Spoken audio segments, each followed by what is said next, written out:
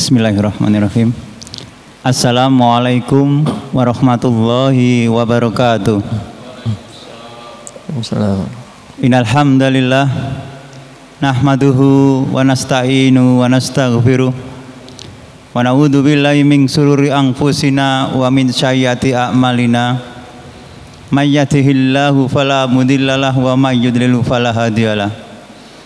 Asyhadu an la ilaha illallah wahdahu la syarikalah wa asyhadu anna Muhammadan abduhu wa rasuluhu amma ba'du.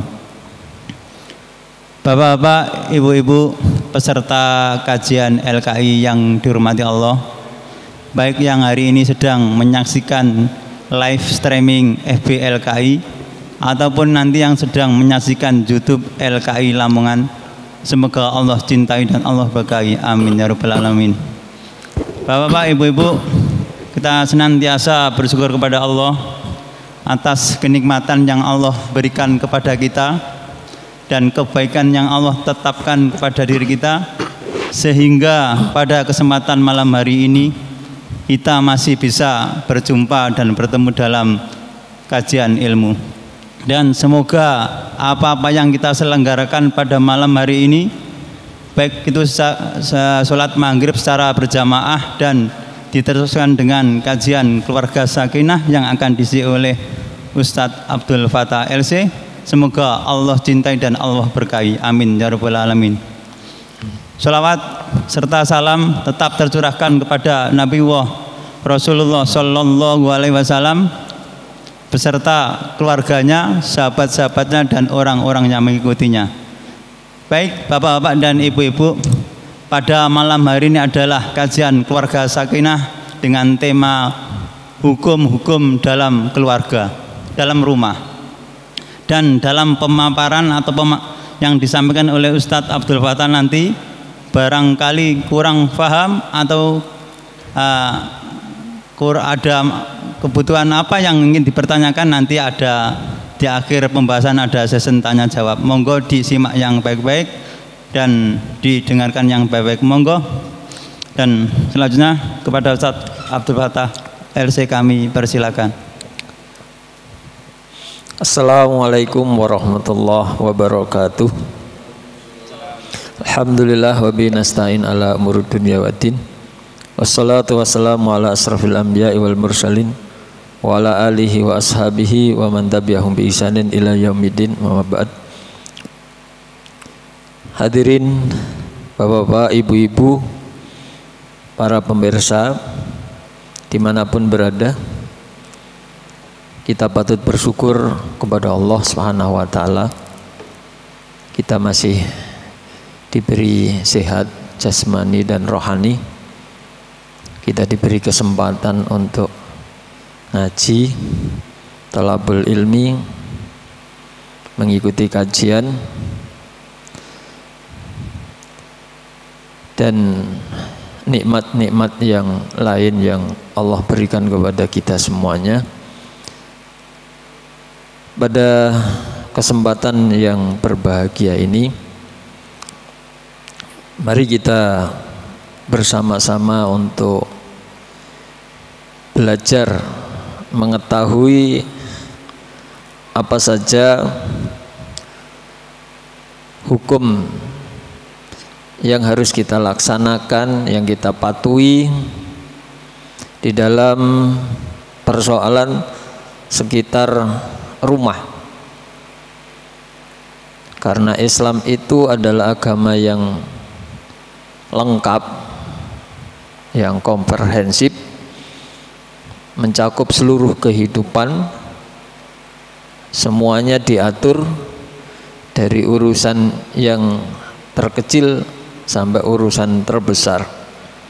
Tidak ada sisi-sisi kehidupan yang tidak ada hukum dan aturannya.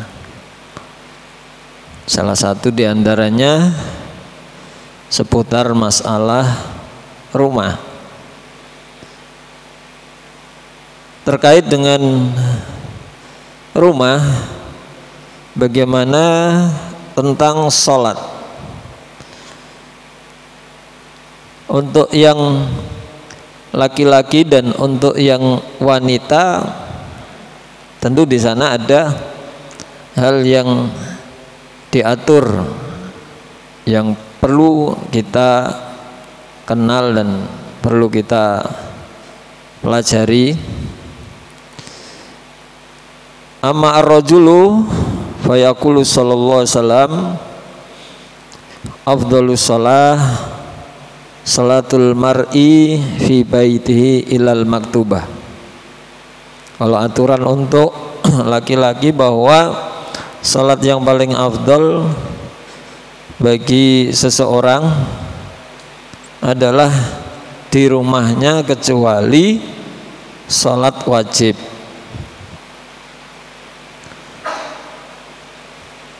Maka bagi laki-laki di mana salat wajibnya? Salat wajibnya adalah di masjid kecuali ada udzur. Seperti hujan seperti ini ya. Enggak memungkinkan basah, tidak ada payung, maka salat boleh di rumah, atau karena sakit atau karena ada keperluan yang lain yang sangat susah untuk ditinggalkan. Adapun untuk perempuan, wa amal mar'atu fa kullama kana makanu sholatiha akhfa kana afdal. Wanita jika tempat salatnya itu lebih tersembunyi, maka itulah yang afdal. Jadi afdalnya untuk wanita di mana salatnya? Yaitu di rumah, bukan di masjid. Kebalikan daripada laki-laki. Sebagaimana sabda Rasulullah SAW, khairu masajidin nisa'i qa'ru buyutihinna. Sebaik-baik masjidnya para wanita adalah qa'ru buyutihinna, ruang yang dalam di dalam rumahnya.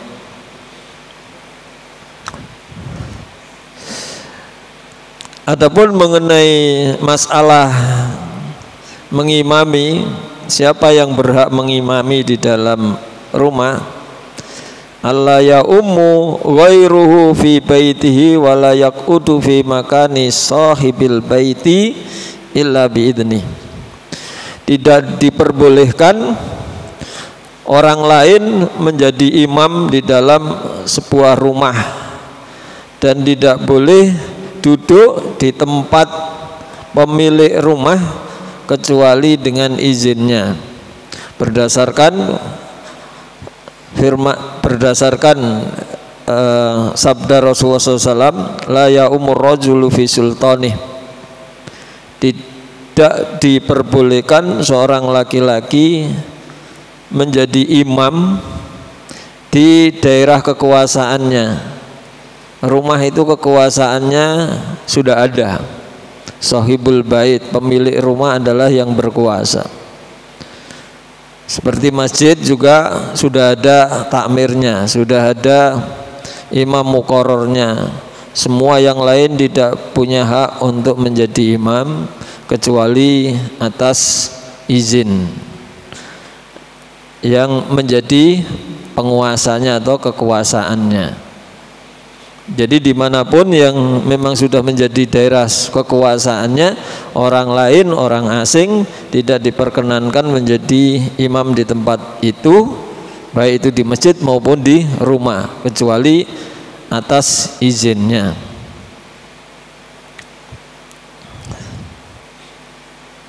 Kalau nggak ada imamnya, kalau nggak ada imam muqarrarnya, udzur, nggak sudah waktunya sholat dan tidak ada, sudah ditunggu ya, sesuai dengan perjanjian jam ini kan ada timernya berapa, itu kan sama dengan timer, itu kan sama dengan perjanjian.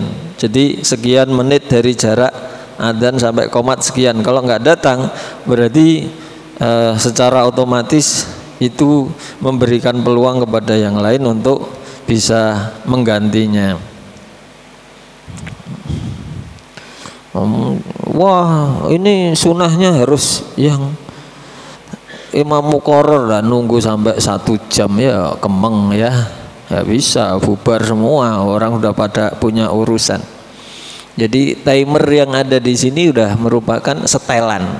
Sing nyetel kan berarti panitia. Sing nyetel kan bukan orang lain kan, yang panitia tuh, yang penguasanya ya, yang menguasai masjid itu. Itu berarti timer itu adalah merupakan perjanjian bersama, kesepakatan. Ya. Wala yajlis ala takrimatihi fi baiti illa biidnih, dan juga tidak boleh duduk di tempat atau kursi ya, atau selain kursi ya, atau apa, dipan atau apa, pokoknya itu menjadi tempat kehormatan bagi sahibul bait, maka kita dilarang duduk di tempat itu. Ya, di sini yang disebutkan duduk bukan berarti hanya duduk, ya tidur juga, tempat tidur, tempat ruangan yang memang itu ruangannya khusus diperuntukkan bagi si sahibul bait, ya tempat kehormatan tersendiri, tempat tersendiri, maka kita tidak diperkenankan duduk di tempat itu. Ya, ini adab ya. Jangan sampai kita langgar ya, meskipun kita orang hebat ya, atau ngimami meskipun kita lebih fasih, lebih hafid, tapi tetap yang berhak adalah tetap sahibul bait yang menjadi imam. Kalau di masjid, siapa yang berhak, paling berhak menjadi imam? Yaitu imam muqarrar yang sudah ditunjuk. Bagaimana kalau ada orang yang lebih hafid, lebih hebat dari dia, lebih fasih?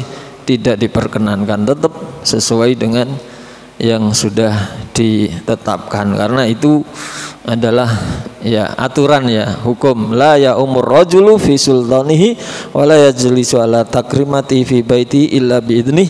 Tidak diperkenankan seorang mengimami di suatu kekuasaan orang lain, dan juga tidak boleh duduk di tempat kehormatan rumah orang lain kecuali semuanya dengan izin. Ya, jelas ya di sini ya. Kalau udah jelas, kita akan masuk dalam urusan istidzan, izin. Kalau tadi kita bahas tentang masalah salat ya, masalah urusan salat dan mengimami salat dan ya. Istidzan sekarang, aturannya bagaimana istidzan? Sesuai dengan firman Allah di dalam surat An-Nur ayat 27-28, Allah berfirman, ya ayyuhalladzina amanu la tadkhulu buyutan ghaira buyutikum hatta tasta'nisu wa tusallimu ala ahliha dzalikum khairul lakum la'allakum tadhakkarun. Fa illam tajidu fiha ahadan fala tadkhuluha hatta yu'dana lakum wa in qila lakum urji'u farji'u wa azka lakum wallahu bima ta'maluna alim.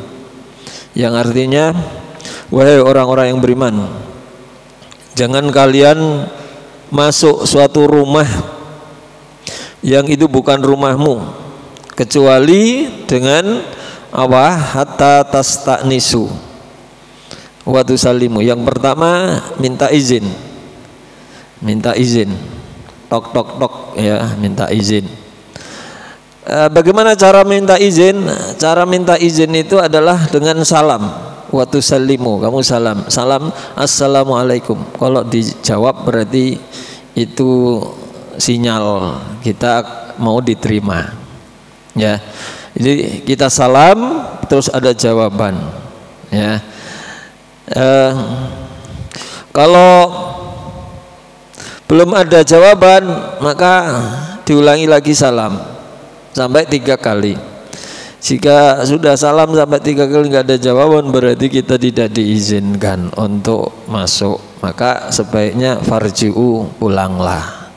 Kalau pulang itu lebih baik bagi kalian ya pulang. Kalau nggak ada penghuninya juga nggak boleh masuk sampai benar-benar diizinkan oleh pemiliknya. Nggak ada orang di dalam, tetap nggak boleh masuk kecuali ada izin untuk masuk. Apa lewat telepon apa suruh masuk ya. Ya jadi harus dengan izinnya, dan izinnya adalah dengan cara salam ya. Kalau dijawab berarti kita diterima, kita akan diizinkan. Kemudian setelah diterima salamnya, kemudian kita minta apa? Minta disuruh masuk atau tidak, kita nunggu ya. Kalau dipersilahkan masuk kita masuk, kalau tidak dipersilahkan masuk ya di tempat situ.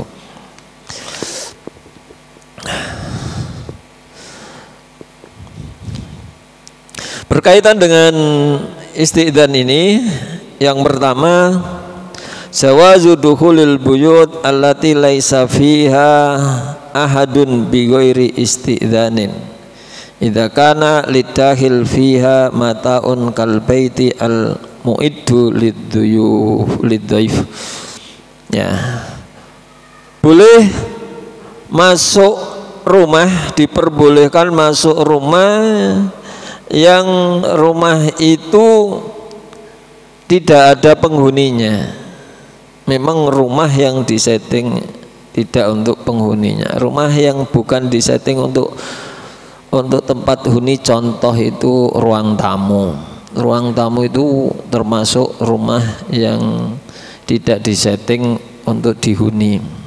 Ruang tunggu dan ruang-ruang apalagi yang memang bukan tempat untuk tinggal, kantor dan lain sebagainya ya,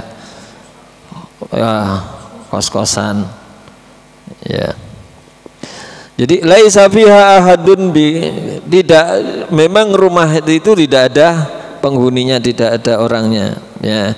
Maka tanpa izin boleh. Idza kana lidakhil fiha mataun, apabila ketika kita masuk memang di dalamnya kita ada perlunya, ada keperluan ya. Seperti kalbait al-muiddi lidzaifi, seperti rumah yang disebut dengan rumah ruang tamu untuk menunggu. Laisa alaikum junahun an tadkhulu buyutan ghaira maskunatin fiha mata'ul lakum wallahu ya'lamu ma tubduna wa ma taktumun. Surat An-Nur ayat 29. Dalam surat An-Nur ayat 29 ini Allah katakan laisa alaikum junahun, tidak mengapa, berarti tidak ada dosa. An tadkhulu buyutan, kamu masuk suatu rumah ghaira maskunah, rumah yang tidak disetting untuk dihuni.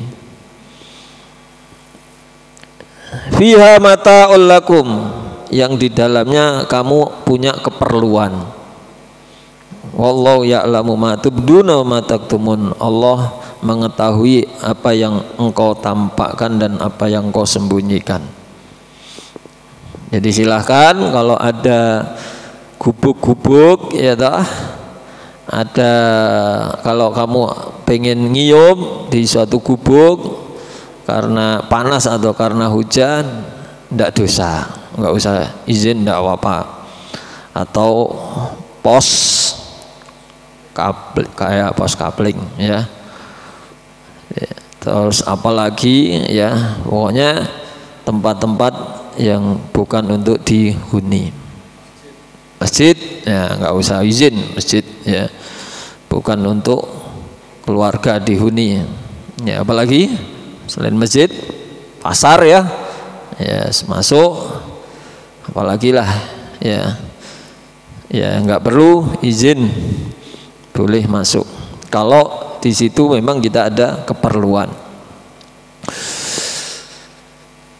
Berikutnya adamul taharruj fil aql min buyutil aqriba wal asdiqa wa ma malakal mar'u mafatihahu min buyutil akriba wal asdiqa idza kanu la yakrahuna.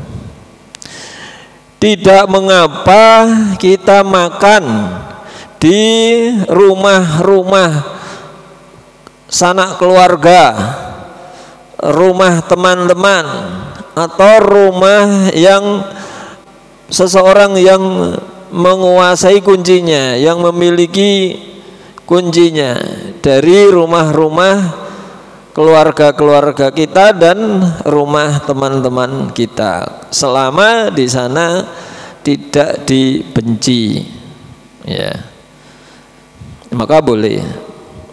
Allah Subhanahu wa taala berfirman dalam surat An-Nur ayat 61, laisa alal a'ma harajun, tidak mengapa bagi orang yang buta, wala alal a'raji harajun, juga tidak mengapa bagi orang yang pincang, wala alal maridi, dan tidak mengapa bagi yang sakit, wala ala anfusikum, dan juga tidak mengapa bagi kamu sendiri. Tidak mengapa untuk apa? Antakulu min buyutikum, kamu makan di rumahmu atau di rumah, entah itu bersama-sama atau makan sendiri di rumahnya, di rumahmu sendiri, atau makan bersama-sama, monggo, atau di rumahnya bapak-bapakmu, silahkan, tidak dosa, tidak mengapa. Di rumah bapak-bapakmu mau sendiri makan bersama, au buyuti ummahatikum, atau di rumah ibumu, au buyuti ikhwanikum, atau di rumahnya saudara kandungmu, saudara laki-laki, au buyuti akhwatikum, atau saudara sekandungmu perempuan, au buyuti a'mamikum, atau di rumahnya Pak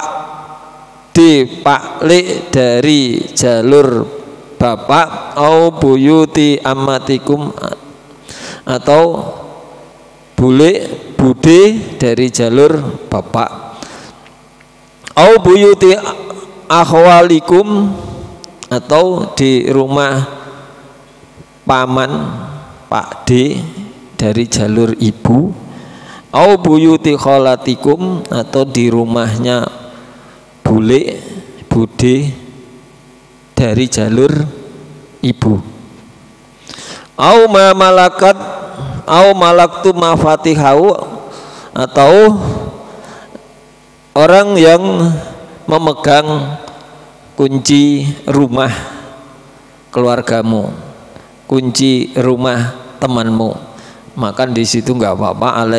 Laisa alaikum junahun antakulu jami'an au astata, tidak mengapa kamu makan di tempat-tempat itu, baik makannya itu jami'an, bareng-bareng, atau terpisah-pisah, sendiri-sendiri, tidak apa-apa, boleh, ya. Berarti apa? Tidak perlu izin, tidak perlu salam, itu intinya begitu, ya, boleh, nggak apa-apa. Masuk blusuk, ya, di keluarga kita, di rumah bapak kita, ya, cukup. Ya tetap salam, tetap, ya, salam kita itu berarti untuk yang ada di dalam penghuni itu. Kalau nggak ada penghuni yang ada di dalam itu, berarti salam itu ditujukan kepada diri kita sendiri, nggak apa-apa. Duh, kok bisa? Iya, pokoknya sunnahnya masuk rumah itu salam. Salam untuk siapa? Salam untuk yang ada di dalam situ penghuninya. Kalau nggak ada yang tinggal di situ, berarti salam itu ditujukan kepada diri kita. Nah, itu ya. Itu sunnahnya memang masuk rumah itu salam. Ya. Nanti kalau orang salam, maka apa keistimewaan kalau orang masuk rumah terus salam? Ya, kalau ada orang masuk rumah salam, maka rumah itu tidak akan ditinggal oleh apa? Tidak bermalam. Malam itu setan tidak punya tempat untuk bermalam. Tapi kalau rumah itu tidak disalami, ya sudah berarti kegembiraan bagi syaitan, karena syaitan punya tempat untuk bermalam pada saat itu. Selanjutnya terkait dengan anak-anak dan juga pembantu-pembantu yang ada di dalam situ, aturannya bagaimana tentang izin, persoalan izin-izinan gimana gitu ya. Amarul atfal wal khodam bi adami iktihami ghurfati naumil abawaini bi ghairi istidanin fi awqatin naumi wal mu'tadah. Jadi anak-anak diperintahkan, anak-anak kecil yang belum balik, anak-anak kecil, wal khodam dan para pembantu itu agar mereka tidak memasuki ruang kamar kedua orang tuanya, ya, bi ghairi istidzanin, tanpa izin, fi auqatin naumi al mu'tadah, di waktu-waktu tidur yang menjadi kebiasaan. Kapan waktu-waktu istirahat, waktu-waktu tidur yang menjadi kebiasaan? Yaitu pertama qabla sholatil fajr, sebelum sholat fajar. Sembarang anak-anak blusak-blusuk masuk di kamare orang tua pada saat sebelum waktu sholat fajar. Yang kedua waktul qailulah, yaitu istirahat siang, saat-saat istirahat siang. Qailulah itu berarti bisa sebelum duhur jam 11 sampai jam 12 atau jam 12 sampai menjelang asar, waktu istirahat, ya. Yang ketiga ba'da sholatil isya, setelah sholat isya, ya. Kenapa waktu-waktu ini terlarang, ya, untuk masuk, ya, padahal namanya anak-anak kan, ya, penghuni rumah, ya, terus kemudian pembantu kan memang tinggal di dalam, ya, dia mesti keliling ke sana kemari. Kenapa kok ini dilarang? Larangan itu adalah karena khosyatan antaqa'a yunuhum ala ma la yunasib, karena dikhawatirkan mereka melihat suatu hal yang tidak layak untuk dilihat, ya. Walau ra'au syai'an ardon fi ghairi hadhil awqat fayuktafar. Kalau melihat sesuatu di lain waktu-waktu yang terlarang ini, diampuni, dimaafkan. Kenapa? Li'annahu minat tawafin alladhi yashukku man uhum. Karena waktu-waktu ini ada waktu keliling-keliling, ya, susah untuk dicegah. Jadi biasanya ndoro kanjeng, ngerti ya? Ndoro kanjeng itu berarti apa ya? Tuan, ya, tuan. Itu kan makannya kan di dalam kamar. Siapa yang ngantarkan makan ke dalam kamar? Yang ngantarkan kan pembantu. Taruh situ, keluar masuk kan, ngambil piringnya, keluar masuk untuk menyiapkan makanan. Nah, itu kan salah satu di antara tugasnya pembantu kan gitu tuh, ngambil baju-baju yang kotor, piring-piring yang kotor di dalam kamar itu. Nah, kalau memang waktu-waktu untuk mengambil, ya nggak apa-apa masuk, ya, tanpa izin, ya gitu ya, tanpa izin tidak apa-apa karena sudah itu memang pekerjaannya jam-jamnya gitu. Tapi kalau jam-jam tertentu, jam-jam istirahat, nah nggak boleh adabnya. Karena waktu istirahat dikhawatirkan apa? Orang tuanya, bapaknya dalam keadaan tidak berpakaian sehelai pakaian apapun. Nah ini dikhawatirkan demikian. Atau seorang anak melihat ya adegan yang tak perlu dilihat oleh anak-anaknya. Anak melihat orang tua yang sedang melakukan hubungan intim itu bisa merusak psikologi anak.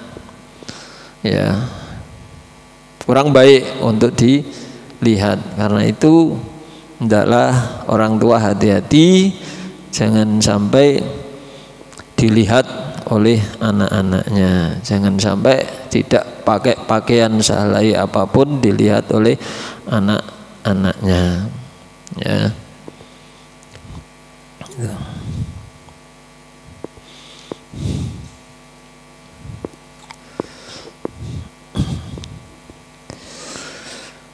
Allah Subhanahu wa taala berfirman di dalam surat An-Nur ayat 58.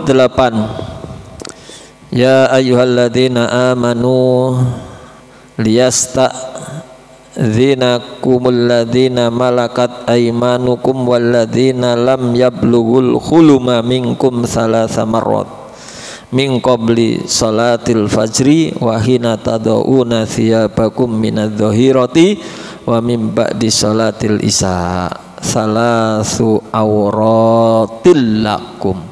Wahai orang-orang yang beriman, ya, hendaklah orang-orang yang atau budak ya, budak-budak itu hendaklah izin. Budak-budak atau bisa dikiaskan pembantu-pembantu ya, budak-budak yang kamu miliki dan orang-orang yang belum balik, lam yablughul hulum, anak-anak kecil, hendaklah izin salah samarot, yaitu di 3 waktu izin, yaitu min qabli sholatil fajri, sebelum sholat fajar, wa hina tad'una thiyabakum minadh-dhahirah, dan saat melepaskan pakaian di waktu duhur, dhahirah atau waktu qailulah, waktu istirahat siang.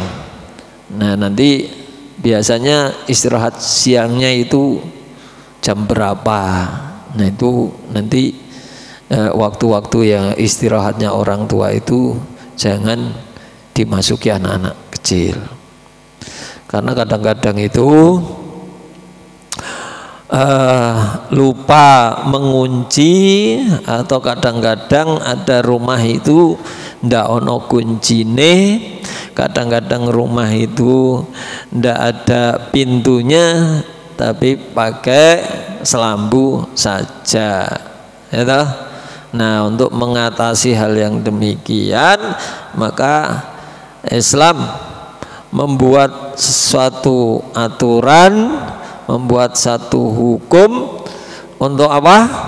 Untuk menutup pintu-pintu mafsadah, saddud dzara'i, menutup pintu-pintu yang mengarah kepada hal yang membahayakan.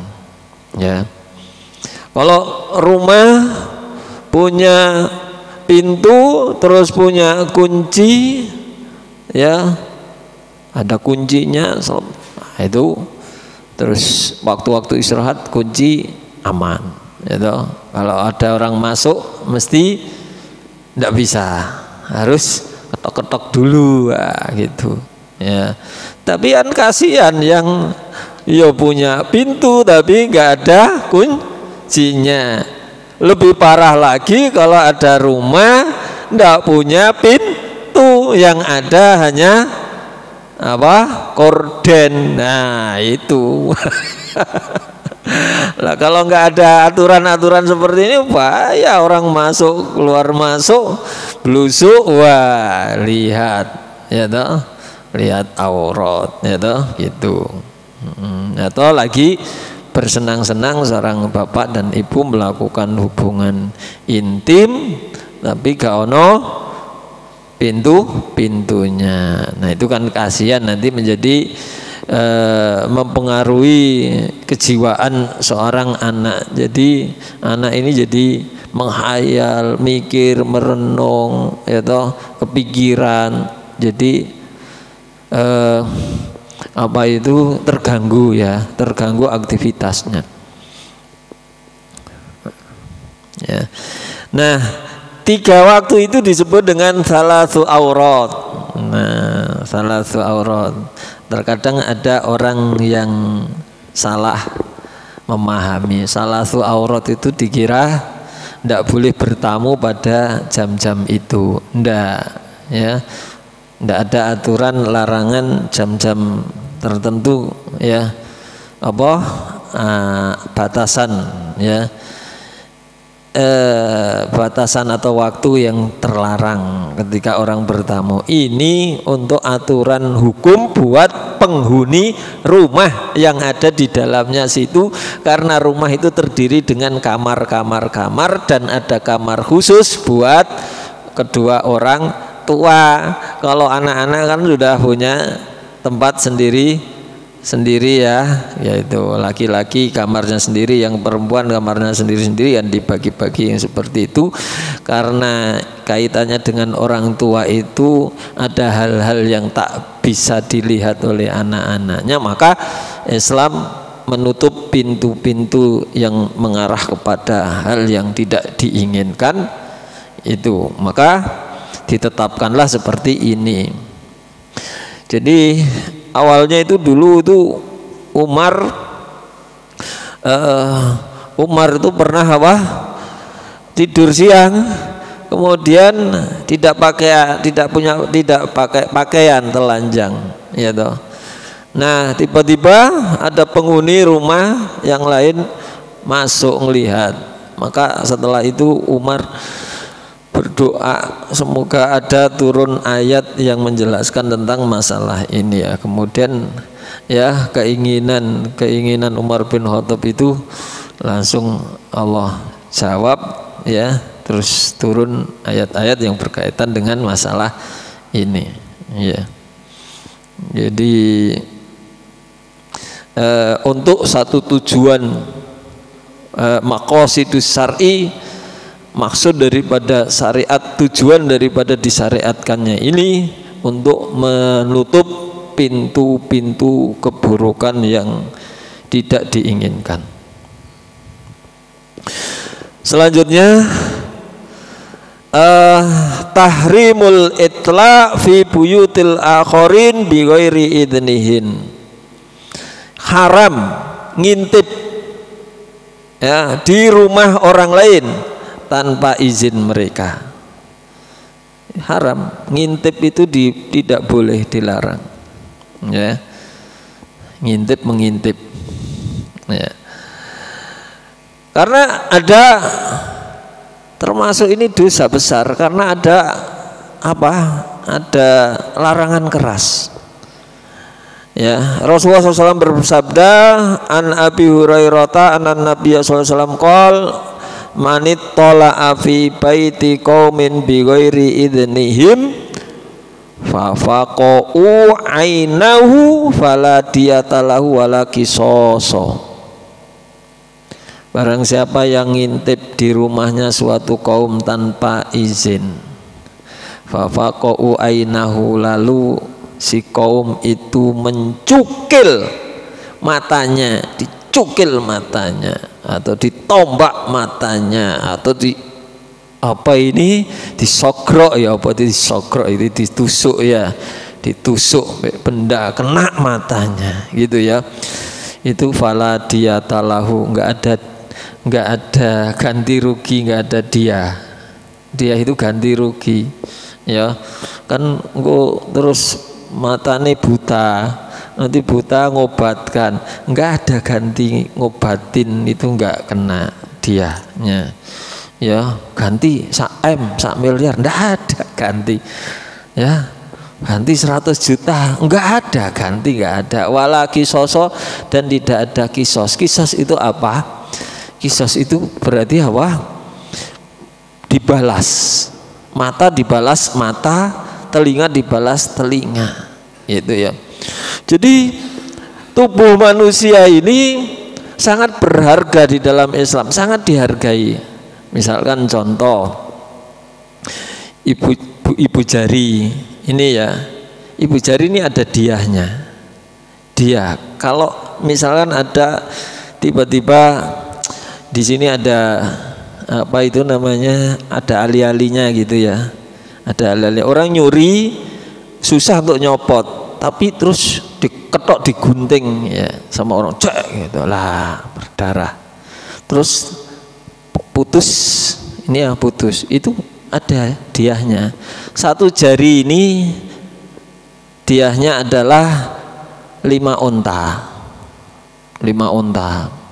Nah kalau ibu jari ada 3 ruas, sak ruas ada harganya. Kalau ujungnya sak ruas, ujungnya gini ya, tinggal 5 dibagi 3, berarti senilai 1,5 unta.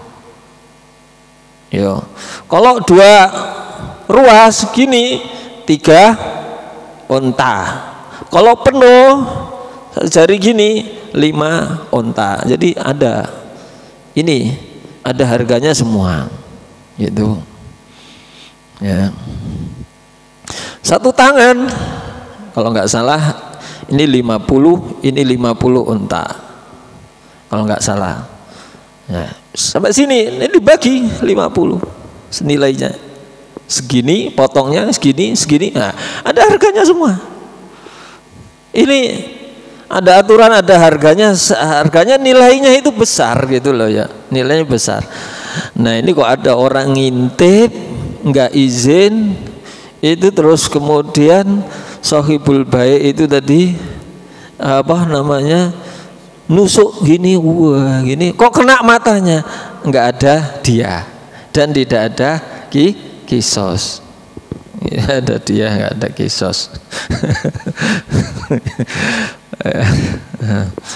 Ya.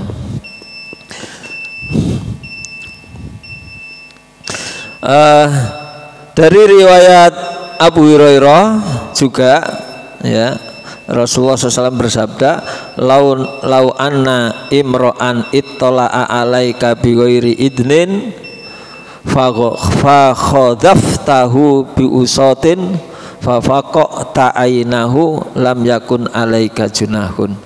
Andaikan ada seseorang mengintip kamu tanpa izin, lalu kamu tusuk dengan tombak, kamu tusuk dengan tombak, disebabkan karena kamu tusuk dengan tombaknya itu fa faqata ainahu, lalu kamu melukai atau membuat matanya buta, maka la yakun alaika junahun, itu tidak mengapa, tidak ada dosa ya. Masya Allah. Jadi ya hati-hati ngintip itu ya, ngintip itu hati-hati. Mana ngintip wong adus ya. Wah itu ngintip adus diwantem ya, kena mripate, kena apa nih, terus kemudian sampai terluka. Nah itu nggak ada dia dalam Islam, nggak ada, nggak salah ya. Ya saya kira cukup itu dulu. Break adzan dulu ya, monggo silahkan.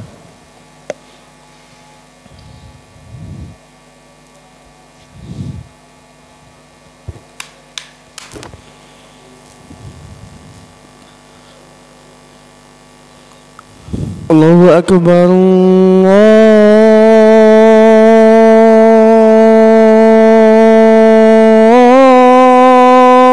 Allahu Akbar, Allahu Akbar,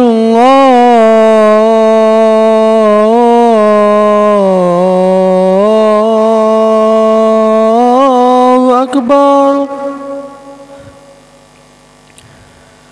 Asyhadu an la ilaha illallah,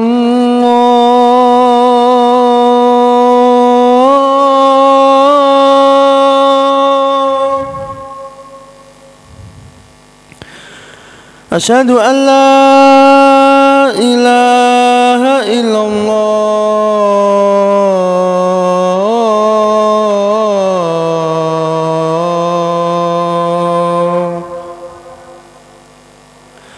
أشهد أن محمد رسول الله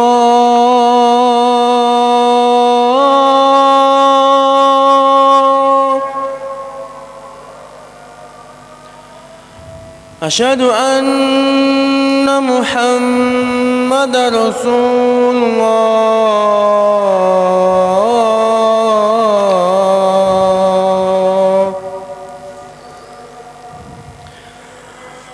حي على الصلاة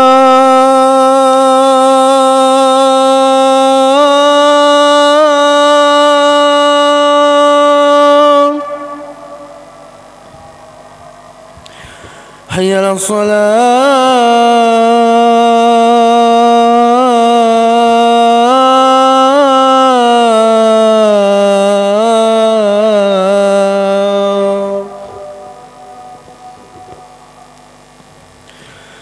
حي على الفلاح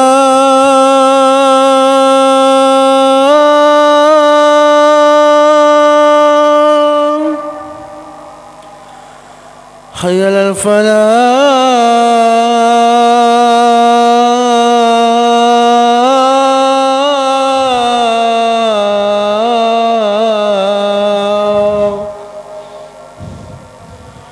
الله أكبر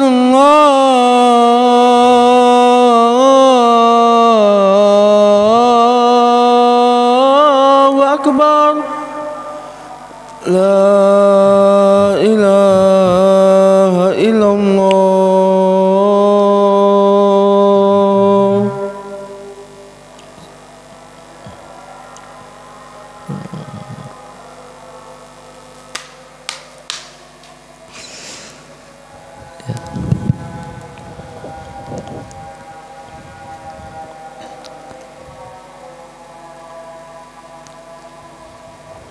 Ya, monggo Bapak-bapak, Ibu-ibu.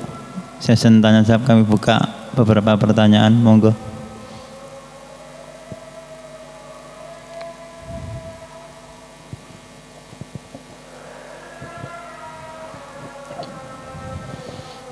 Assalamualaikum warahmatullahi wabarakatuh. Waalaikumsalam warahmatullahi wabarakatuh.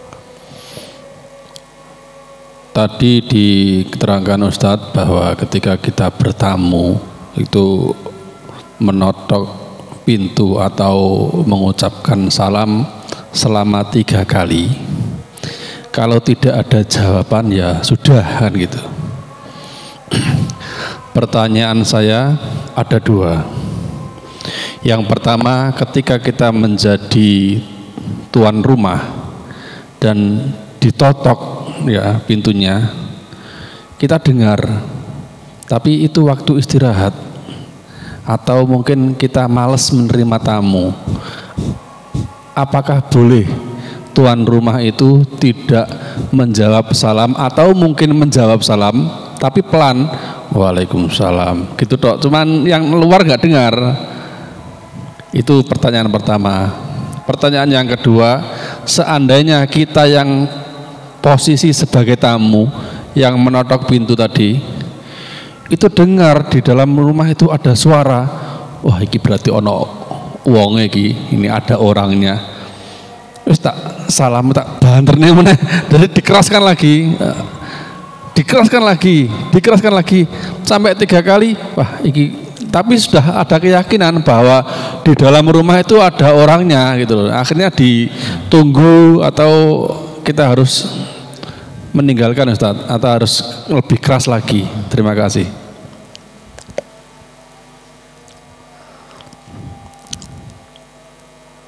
Terima kasih. Jadi tamu itu punya hak untuk menerima atau tidak. Tanda dia tidak menerima tamu itu tidak menjawab salam, tapi jawab. Maksudnya paham?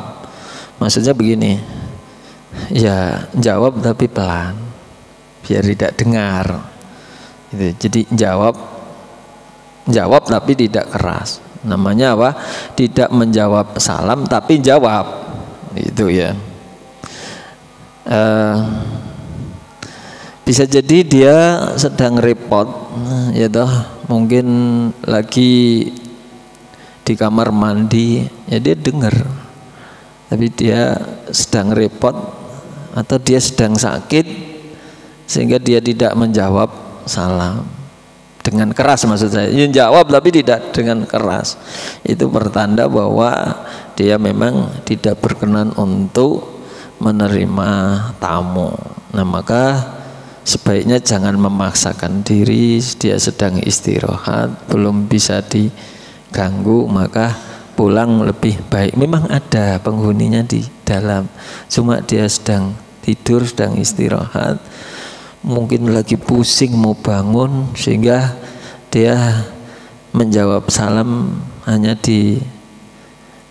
dengan pelan, ya, jawabnya hanya di hati, tapi lisan gerak.